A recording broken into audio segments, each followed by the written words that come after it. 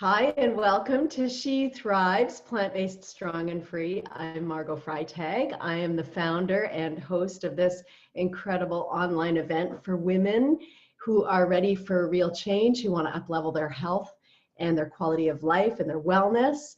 And today's interview is going to be an integral part of that. I'm so excited to introduce you to Kathy Pollard. Now, Kathy has her master's in nutrition, and she was a nutrition instructor for the University of New England graduate program in nutrition. She taught for the T. Colin Campbell Center for Nutrition Studies for 6 years in the plant-based nutrition certification course offered through eCornell, which I have, I'm happy to say. She is the co-founder of sustainableddiet.com, which supports a successful transition to a whole food plant-based diet for health. And her upcoming book called Climate Party is all about the connection between our food choices, climate change, and what we must personally do about it. So I'm really excited to hear more about this today for sure. So welcome, Kathy. Thanks for being here. Thank you, Margot. Thank you for the invitation and for this fantastic offering that you're offering your followers. Yeah. Really. It's just such a powerful way, I think, to get the word out. You know, we have so much to share, and the topic of women's health, I think, is so important, and we have lots to talk about today. I'm so excited about this connection that we're going to make. So why don't we just get started, and maybe you can tell us a little bit about first of all, how you got started. Where did this all start for you? Yeah, you know, I'm 60 years old just, and people ask me that all the time. How did you start? And it's sort of hard to follow a trajectory because it was a long process, I think, through my life. But I think the seed for me about personal health and what I must do about it started when I thought of marrying and having children and being a college student before that. So I wanted to produce the healthiest kids I could, and I started researching. I read the China study. It turned out that after we had children, we ended up in central Pennsylvania, and there was this amazing conference, annual get-together close by, put on by the North American Vegetarian Society, which is now the Vegan Society. And I went there and ended up hearing the most amazing leaders in plant-based nutrition, including T. Colin Campbell and Caldwell Esselstyn and many others. And so I was so inspired by what I learned there that I became one of the first students in the certification course of Dr. Campbell's and went on to teach for him in his program. And that and of course, along the way got my degree in nutrition. So that's how I started. And fast forward to my kids in their late 20s, and they're just thriving. And I'm thriving at a middle age where many of my friends are not. This is the age where many of my cohorts are being affected by blood pressure, high blood pressure, chronic disease, and cancer diagnosis. And I just feel really lucky and stronger every day and confident in my choices to eat a whole food plant-based diet. That's such good news. Kathy, did you notice a change when you first made the shift toward eating plant-based? What did you notice? Yes, well, as I said, I sort of felt like we did a cold turkey transformation when we read, in the late 80s, when we read Diet for a New America, my husband and I, by John Robbins. So at that point, we were sort of vegetarian, but not strict. And we gave up most milk as well and became strictly vegetarian. And I did feel a shift in terms of my energy. But as I said, it was a slow trajectory. I mean, there were times when we weren't total vegetarians. There were times after I had my children and during pregnancy. I wish I knew as much then as I did now, but I felt that I needed to have eggs, so I ate eggs. And so, you know, it wasn't a total shift. What I remember most is when I finally realized and embraced this concept that oil is not a whole food and I need to give up oil. I mean, that's so basic. Mhm. I finally, after hearing that from Dr. Esselstyn for years and years and processing, we finally did. And that really did improve my health. That improved my energy level and my clarity. And so even, eating pretty darn well and a meat-free diet, a vegan diet, a whole food diet, just, that was the thing that tipped me towards better health even later, even in my later years. So that's what sticks with me. Wow. Now, are your children, who are not children anymore, but Yeah. they're always your children, are they completely plant-based and oil-free as well? They are. I would say, but they're real people in normal society. So I don't think they, you know, worry too much about oil in their life. And I'm sure there are times when they're at restaurants or at people's houses or at potlucks and they're going to have some oil, as do I, not intentionally, but they don't cook with oil, they don't have oil, and they certainly are whole food plant-based and normal. They have normal friends and they're not isolated in some, fringe movement of weird vegan, from other planets. They Right. are normal. Right. Well, I can attest to that. I have teenagers. My daughter's almost Yeah. 15 and my son is 7. They're also, I raised them on a plant-based diet and they're thriving. Good And for yes, you. I think they're normal. for us, it had a little bit to do with giving them that leeway and freedom to discover that themselves. Like if they went in high school and had an after school, event with their with their music or theater group and have pizza, I would let them have the pizza if they wanted the cheese, although I tried to always ask for the cheese-free pizza if they would allow me. And so that happened a couple of times, and they had the pizza. I remember my daughter, she would have headaches the day after the pizza. So that taught her, and it was her choice in the end of how to live, and those experiences affected her. Right. Right. I would have to concur on when the hockey team goes out for pizza, it does happen. But I mean, the overall theme there is that they eat a healthy plant-based diet, Yeah. which is great. And I think So, the other theme is that our modeling affects not only our children, even if we don't think it is at that point, particularly in their teenage years, but our community and the people who we come across more than we realize, I think. I would agree with that.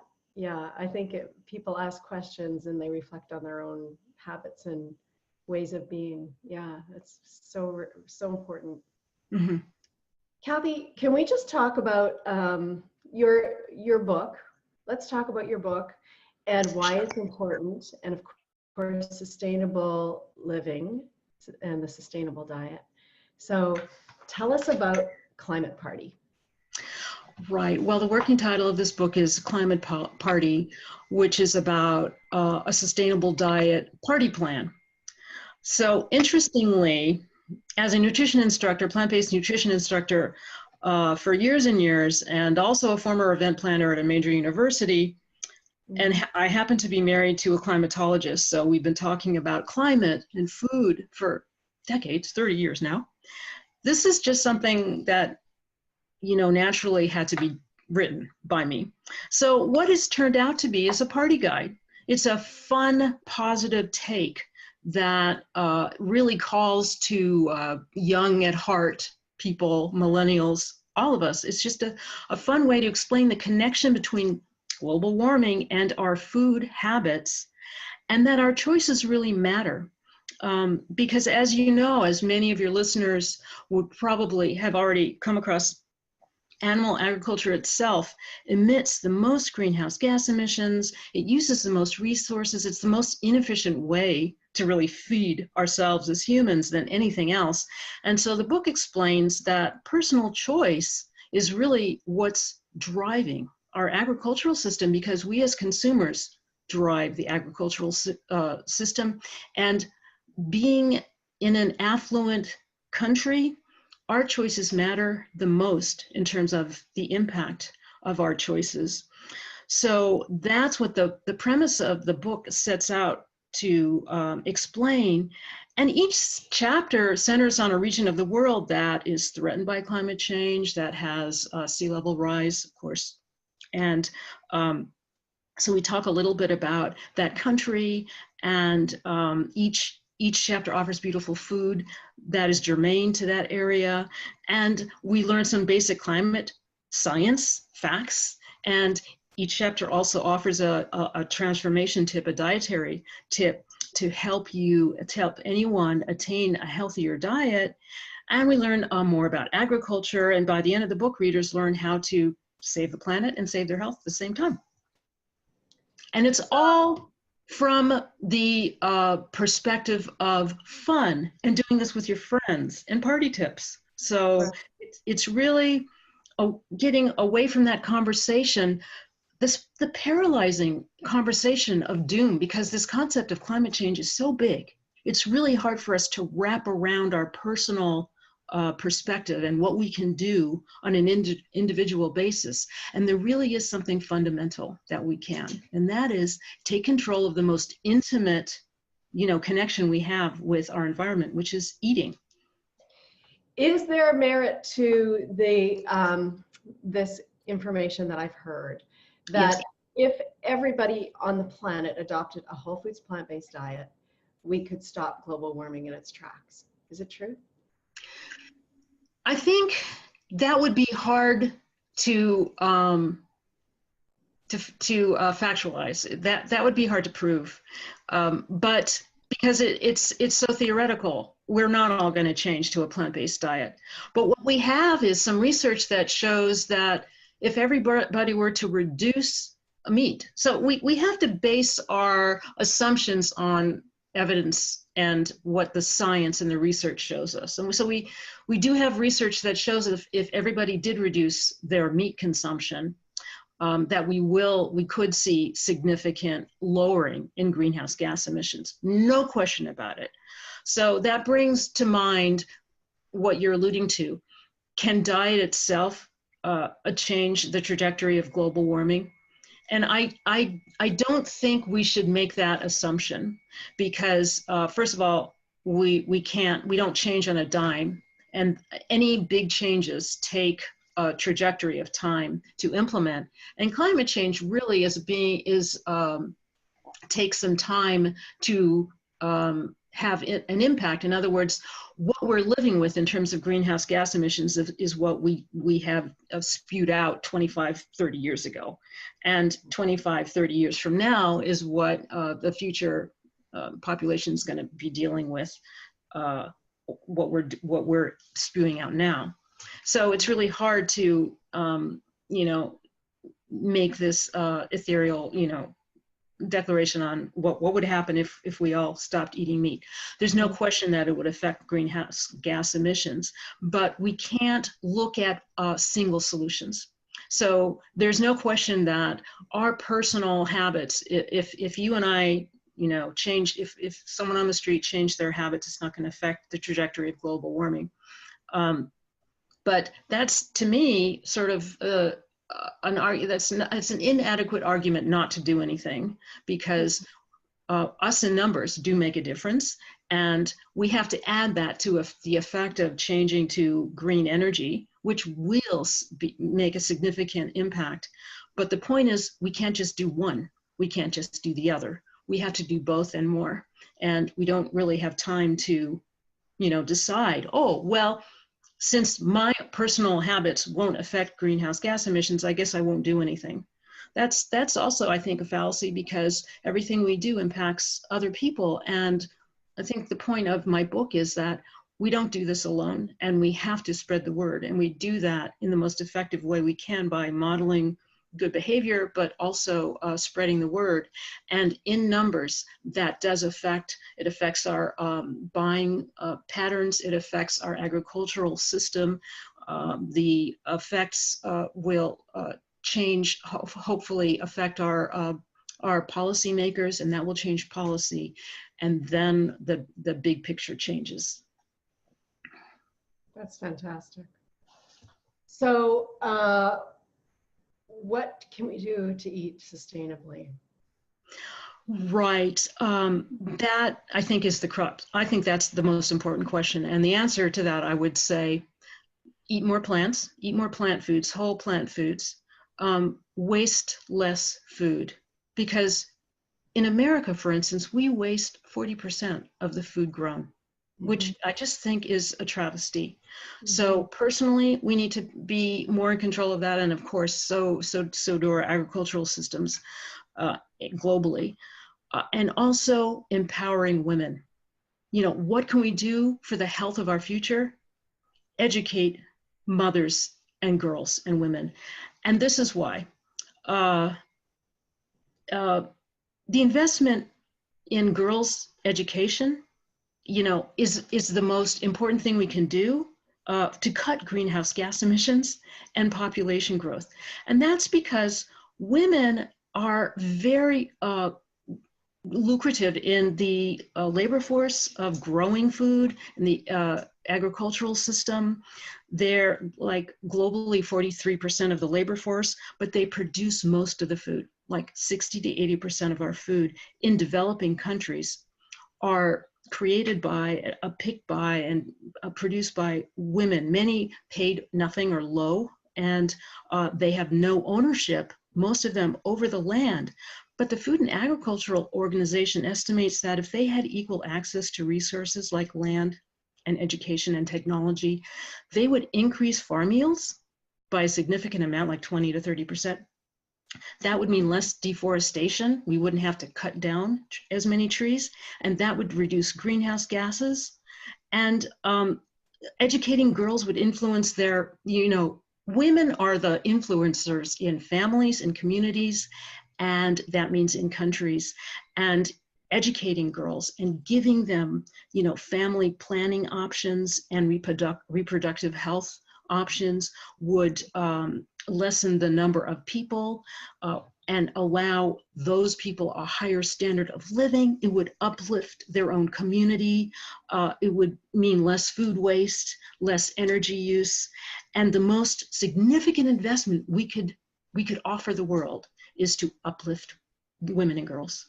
So that, I think, is key to sustainability. So Margot, I'm just so thankful that you are highlighting this subject of empowering women, because it's a global issue that affects us personally and population-wise. I mean, this is so profound to me, because we women are typically, and you know, it's stereotypical, of course, but I mean, it just is the way it is. I mean, we typically do most of the grocery shopping. We typically make most of the meals. And not in every sense, definitely, but as mothers, we are the ones feeding our children. We are families. And, you know, I would say that it's a role that's not always celebrated, right? So what I love about this is that we have so much power in what we choose to feed our families, I mean, we just have so much power to elicit change, right? We do on a personal level, and what we don't realize as we're busy feeding our families and making those day-to-day decisions is that our decisions have much more weight than those women we're talking about in developing countries who don't have the means to control, right. Because our dollars as consumers dictate our global policies. So, yes.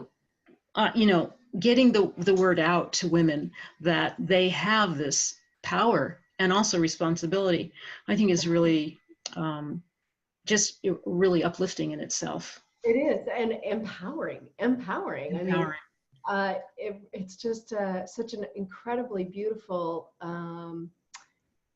theme, I think, that we get to embrace this as real change makers. Yes, we should be the change makers. Women should feel empowered. Because we are. We have that. you know, and it's funny because it's a role that we haven't, I guess, in our society anyway, Celebrated. celebrated. Yeah. It's a role that we've kind of begrudgingly, you know, Phil. walked through or filled. Yeah. Yeah. Yeah. And not always. I mean, there are, of course, many of us who love to cook, and we, you know, love to feed our families. But I mean, it can be, we have to find, it can be mundane, you know. Mm-hmm. We've got to find that joy and empowerment in that, I think. Yeah. And So, interesting how it's also connected, that this empowerment over food affects not just our family's health and, you know, what we can afford from day to day and all those mundane decisions that we have to make, but it empowers our community. It empowers the women on the other side of the world who, you know, if we eat closer to the land, that allows them more choices to feed their own family. And our decisions just are so much weightier than we realize, I think, here in the Western world. can you just share a little bit about that? What is it that are women, are you talking about women are in the fields, or are they the farmers, or Well, in other countries? what I'm really referring to is, for instance, when we choose to eat a meat-heavy or an animal-heavy diet, that is taking resources away from those women or those people in communities around the other side of the world, or in developing countries, for instance, like big fisheries who provide the fish for, provide us cheap fish, are taking maybe the sustenance of the food from people who live in around the sea, and that might be the only food that they have to eat. Right. But they can't afford to eat that food because the price is so high in their country, and that's because it's competing with what we're eating, the cheap prices that we're able to buy food with. So our eating high on the food chain affects the options that other people who don't have the means have. Right. And also I in terms of women on the other side of the world, or they're often not paid for their labor like American standards are, yet they are responsible for producing so much of our food. Now that holds true in our country too. We're just not aware of the people who are producing and picking our food. And in our country, it's the immigrants or those who aren't legally here who are shoved to the jobs that no one wants to do, like in slaughterhouses, which are or picking strawberries. But there's nothing that compares with working in the animal industry behind closed farms, or agricultural industry operations where we don't see what goes on, but it's dirty, it's messy, it's dangerous, it's unconscionable, and we don't see what goes on, and we don't see who's working there. Right. And so it's the same in this country. And many of them are women, of course, but we don't see what's going on, and therefore we can ignore it in this society. Right. It's just, yeah. So there's this other piece to that, and maybe you could touch on it, and that is the grains that go to feed the animals that could be redirected to humans. Yeah, that just has a lot to do with the inefficiency of eating animals for food. The low feed conversion efficiency. It takes a lot of grain or soy or corn. Those are mainly what we feed animals, land animals, to produce enough food for humans to eat. And that takes just like 100 times more, water to produce wheat, say, to produce the grain for animals than to eat the grain itself or to eat legumes, and just 10 times more soil. And, you know, the energy input it takes to create the grain and feed the grain to animals is, you know, double. It's like 50 times more energy input. And a lot of that comes from the forced growing that we have to use to create so much grain, which means creating fertilizer. And creating fertilizer for those grains takes a lot of energy in itself, not counting the inefficiency of feeding that grass or hay or that grain to animals for them to produce a smaller amount of food. It just takes like 10 times the grain to grow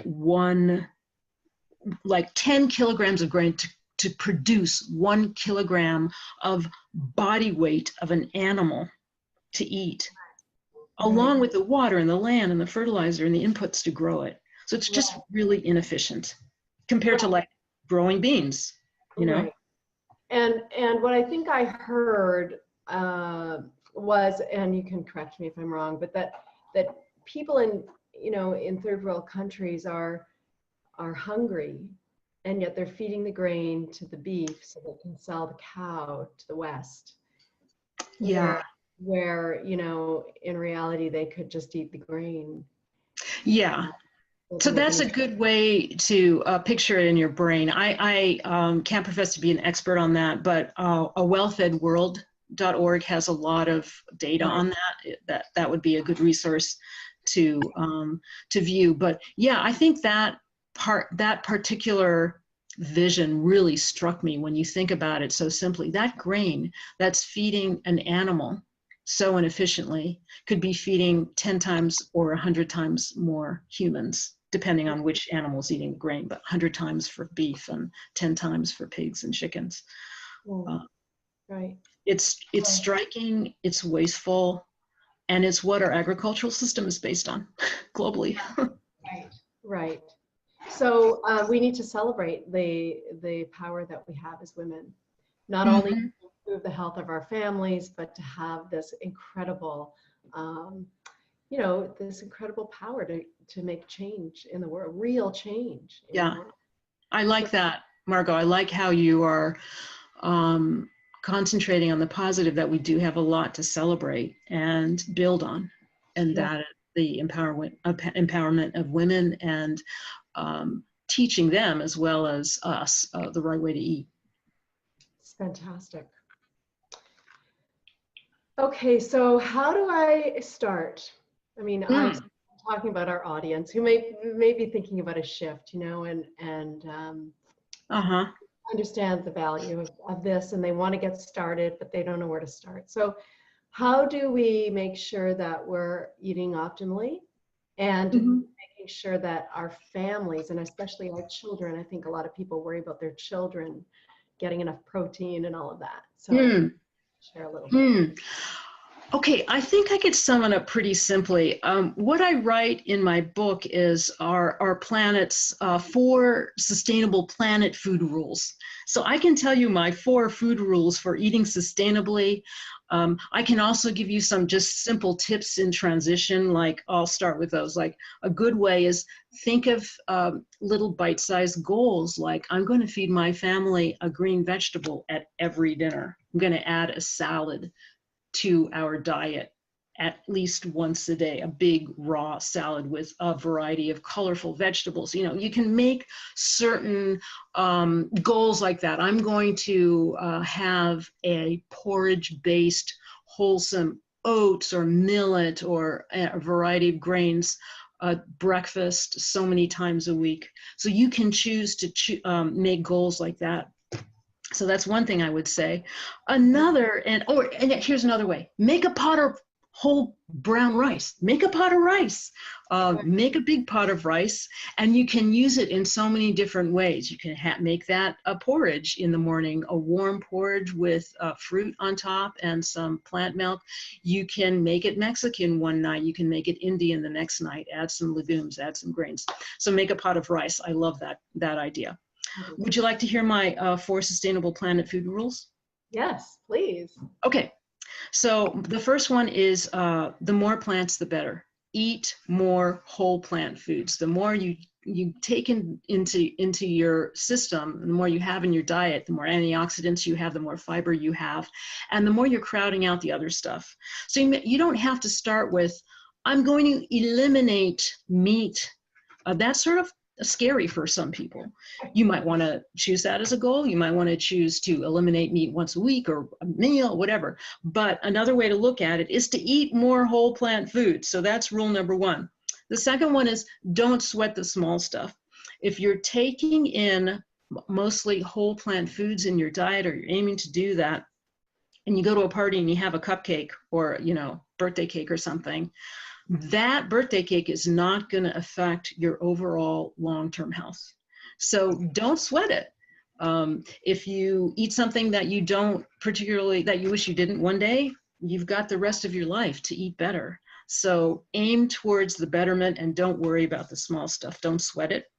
The third one is eat the rainbow, which I alluded to earlier with the salad, and that is eat a myriad of colorful vegetables as much as you can. If you're getting the different colors from whole plant foods, like the reds of tomatoes and red bell peppers and beets, and the greens of spinach and leafy greens, etc., you are getting the antioxidants that helps your body get rid of trash and isolate bacteria and boost your immune system, and you're feeding your gut flora, which allows you to boost your immune system and clean out your GI system and keep you regular. So the colors in food are a clue to how healthy they are. And when they're whole plants, then you're getting the fiber, which is what we all don't get enough and is crucial to our health and our immunity. So that's the third one. And the fourth one is this, which most people love, and that is eat as much as you want.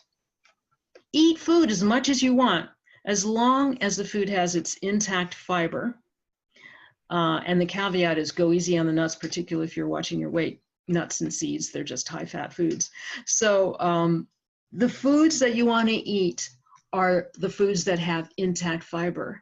And what I mean by that is whole foods, as close to the way we pick them. That doesn't mean we shouldn't cook them. We absolutely can cook food, but the less refined and processed, the better. And those whole foods have fiber, which just control our health. They control the macronutrients going into our blood and our system, so that we don't take too much in at one time, because it's sort of hard to eat too much of those foods. You'd explode before you eat too much broccoli or too many, baked potatoes.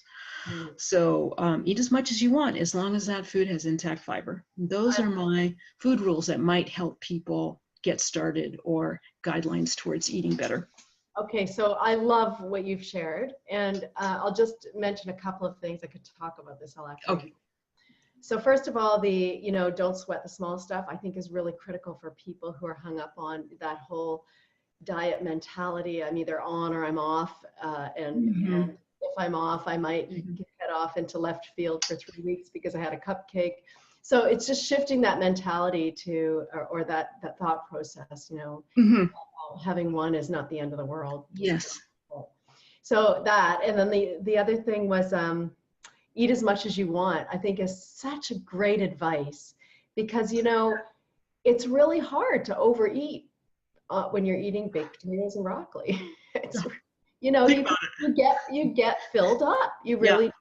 And typically we overeat on junk food, right? It's processed. Yes, and may I add this other concept that people are hung up about, and that is everything in moderation and having a balanced diet. Well, what are those things concerned? What are those concepts concerned over? It has to do, do we have to eat broccoli in moderation, or baked potatoes, or what? No, we don't have to worry about moderation if we're eating these foods.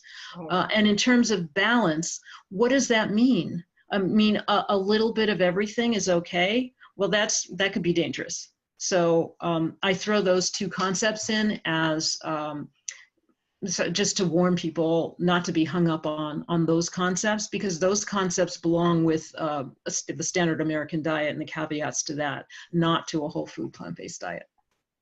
Beautiful. Kathy, one more quick question. Mm-hmm. I have so many conflicting ideas about fruit. And so would you say that eating as much fruit as you want is included in that? Well, fruit has a bad rap because it has Sugar. It has sugar, but the sugar is connected to fiber. So if you're eating an apple, again, how much sugar will you get into your system when it's connected to the fiber and and all the water that is in an apple before you have too much blood sugar in your system? Well, you can't have too much blood sugar in your system from an apple or a bag of apples, because the fiber is mitigating how quickly that sugar gets into your system and allows the sugar that's in your blood system to use it for energy and to store it as glycogen short term. And it would be really hard to gain weight or to eat too much, to get too much sugar from that bag of apples if the sugar is coming from those apples in its whole form. So your original question was, what about eating fruit? A lot of fruit, as long as it's whole food. Eat a bag of oranges. It's, there's only so much sugar that your body will be able to take in before it's too much. If you have those oranges in the form of orange juice, that sugar is going to go right into your bloodstream really fast, because what does orange juice not have? Fiber. The fiber. Right. That's not, so there's nothing to control how quickly that sugar gets into your system. So I don't, there are some exceptions. I mean, if you're diabetic, some dried fruit, which is a more concentrated source of sugar and less, no water and less fiber, or little water, that would be an exception there, particularly dates. There are some higher glycemic, fruits, and dates are one of them. So a whole fruit that is not dried, I don't see too many limitations that you have to worry about for most people with that. That's just what I wanted to get out there. So thank you Okay. for that. That's really important because there's just so much. I hear people a lot tell me that they try to restrict fruit. Yes. And then in the next breath, they tell me that they're addicted to sugar and that they sugar. And I try to share with people that, you're probably craving sugar because you need some fruit. Your body probably needs some carbohydrate. Right? Excellent points. And two more to add. One is that isolated sugar, like table sugar, in its very concentrated form, sugar in its simplest form, is addictive. And we have new, research now on food addiction, and sugar is up there as a very addictive food. Now that's in its isolated form, because we're not evolved to handle such a concentrated form of sweetness. The sweetness is what attracts us to good whole food in nature, right? But we don't find sugar in its concentrated form in nature. So sugar and fat, those things that are taken out of the whole food or concentrated, like butter or oil, or and sugar found in processed foods, that's the danger right there. And the other point I wanted to make is that doctors aren't, in general, educated in nutrition, and so they don't understand those concepts of fiber in food and the difference between complex carbohydrate and simple sugars. So there are some who have educated themselves, and there's more and more information out there, and education is changing in the medical system. But in general, people are getting that from their doctors, who just don't know this new research, actually. Right. Kathy, it's been a pleasure talking with you today. Thanks for all this really important information. And it's been just a pleasure. Now, I understand that you have something special, a free gift for our audience. Can you share a little bit about that? Sure. Well, a couple. One, I guess the first thing I'd mention is that I'd be very interested and happy in offering a free coaching and discovery session on the phone with anybody interested, a 20-minute coaching call to help people discover their own personal goals for health and how to make those steps towards their ultimate goals in health. And I'd like to offer that the first 5 people who do sign up for a discovery session will receive a book by my co-founder and business partner, Michaela Carlson. The book is A Plant-Based Life. Her book is already out. Mine is not out yet. So it's a great book, and it's actually what we've modeled our online sustainable diet program on, which are the steps towards a better diet. And so it takes you through an outline, through steps of transitioning to better health and a better diet, and it has a lot of recipes in it. Many of them are mine. So I'd be happy to offer to mail a free book to the first 5 people who sign up for that coaching call. Great. And also I'd be happy to offer a discount to anyone who wants to register for our Sustainable Diet online program, a discount of 20%. We have 3 tiers of registration, and people, if you're interested, could learn about that at sustainablediet.com. And I'd be happy to offer that as a spring incentive for people to get on track for better health. So all those things. And so the links will be on this page, and everybody can check that out. Okay, great. And I should add that if you're interested in any of those in those offers, aside from a link, actually what would be better is to email us at support@sustainablediet.com and just say She Thrives offer in the subject matter, if that's okay, an email. Yeah. Sounds good. That's great. Thank you so much, Kathy. Oh, it's been such a pleasure, Margot. Thank you for your work and this offering to your listeners and watchers. Thanks a lot. And we'll be in touch soon, I'm sure. Wonderful. Bye-bye. Bye.